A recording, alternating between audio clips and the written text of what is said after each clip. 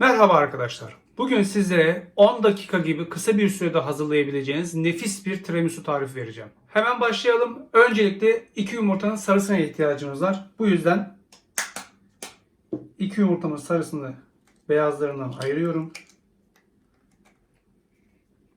Evet.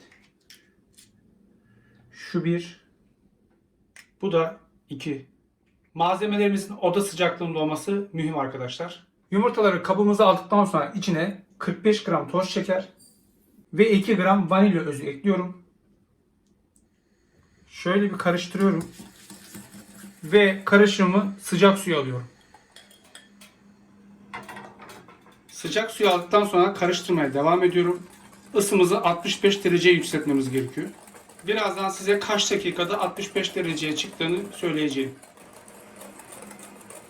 Evet arkadaşlar, yaklaşık 4 dakika sıcak suda bekletmeniz yeterli olacaktır 65 dereceye ulaşması için.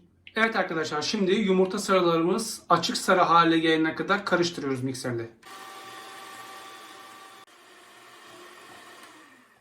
Evet, yumurtamız hazır arkadaşlar. Şimdi 250 gram mascarpone peynirini karıştırma kabıma alıyorum. Siz labne kullanabilirsiniz mascarpone yoksa. Ve üzerine yumurtalı karışımı ekliyorum.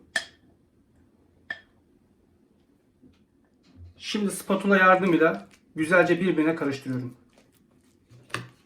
Isıtmamız yumurtayı çok önemli. Bu sayede tatlınız asla ve asla yumurta kokmayacaktır. Evet arkadaşlar, şimdi kahvemizi hazırlayıp soğutmamız gerekiyor. O yüzden 1 su bardağı sıcak suya 30 gram toz şeker ekliyorum ve 6 gram hazır kahve ekliyorum.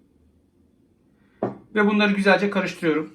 Normalde iyi bir tiramisu, kaliteli, lezzetli bir tiramisu sert espresso kahveyle hazırlanır. Ancak hızlı bir tiramisu yapacağımız için hazır kahve kullanacağız. Evet, bunu köşeye alalım, soğusun bu. Şimdi 150 gram krem şantiyi çırparak %50 oranında kabartalım.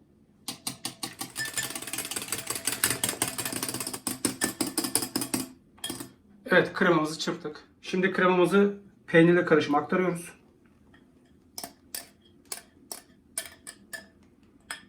Şimdi güzelce karıştırıyoruz.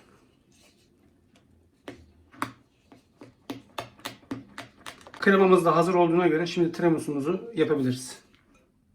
Kıvamı böyle olacak. Akışkan. Lady Finger'lardan bir tanesini alıp kahvemin içine atıyorum. Şöyle çeviriyorum. Daha sonra şöyle kahvesini süzüp doğrudan kabıma alıyorum.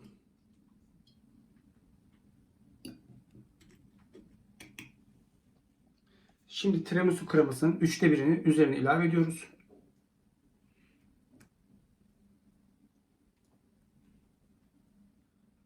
Ve kremamızı şöyle düzeltiyoruz. İşlemlerimize devam ediyoruz. Aynı şekilde kahveye batırıp Lady Finger'ları ikinci kata yapıyoruz.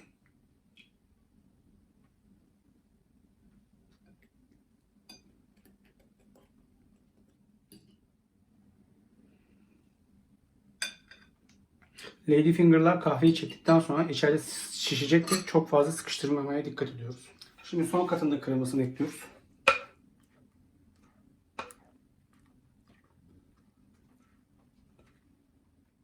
Evet, kremayı güzelce dağıtıyoruz üzerine. Şöyle bütün boşlukları dolduralım kremamızla. Çok lezzetli bir tiramisu yaptık. En pratik, en kolay yöntemle lezzetli tiramisu. Tiramisu'da elzem olan kremanın doğru yapılmasıdır arkadaşlar. Evet arkadaşlar, birlikte çok kolay ama çok lezzetli bir tiramisu yaptık. Şimdi tiramisu'muzu dolaba kaldırıp 3 saat boyunca dinlendiriyoruz. Ben size tavsiyem bir gece kalması. O zaman çok çok daha lezzetli oluyor. Dinlensin. Son bir dokunuş yapacağız birlikte. Sonra tadına da bakarız.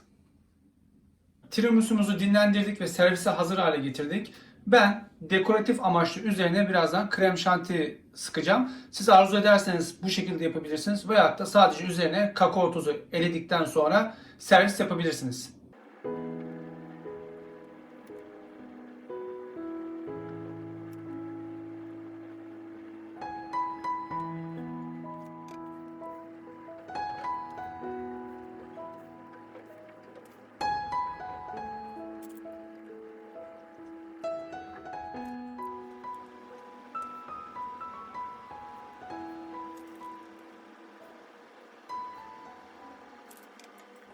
Şimdi üzerine krem şantinin hemen sönmemesi için kakaoyu serptikten sonra pudra şekeri serpiyorum önce.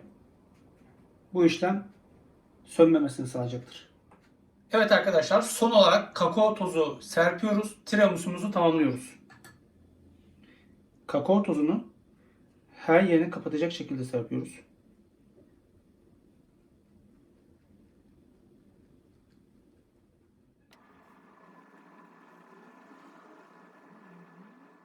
Evet arkadaşlar, tatlımızı tamamladık. Şimdi servis yapıp tadına bakalım. Şöyle servis kaşığımızı şöyle daldıralım.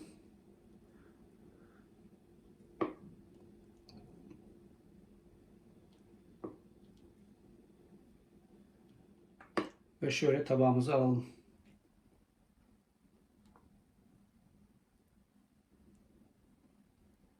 Dostlar, nefis bir yekpare çıkardım. Evet arkadaşlar, şimdi tadına bakıyoruz hemen.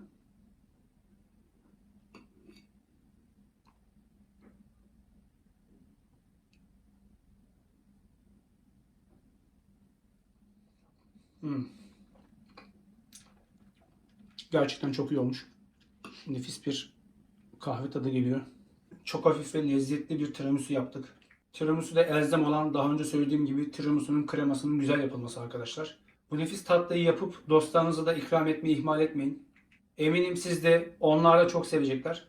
Tarifimi beğenip paylaşmayı ve yorum yapmayı lütfen unutmayın. Kanalıma abone değilseniz yeni tariflerden haberdar olmak için abone olun ve lütfen bildirim zilini açın arkadaşlar. Bir sonraki nefis tarifte görüşünceye dek sofranızdan bereket, tabağınızdan mutluluk eksik olmasın. Hoşça kalın, afiyetle kalın dostlar.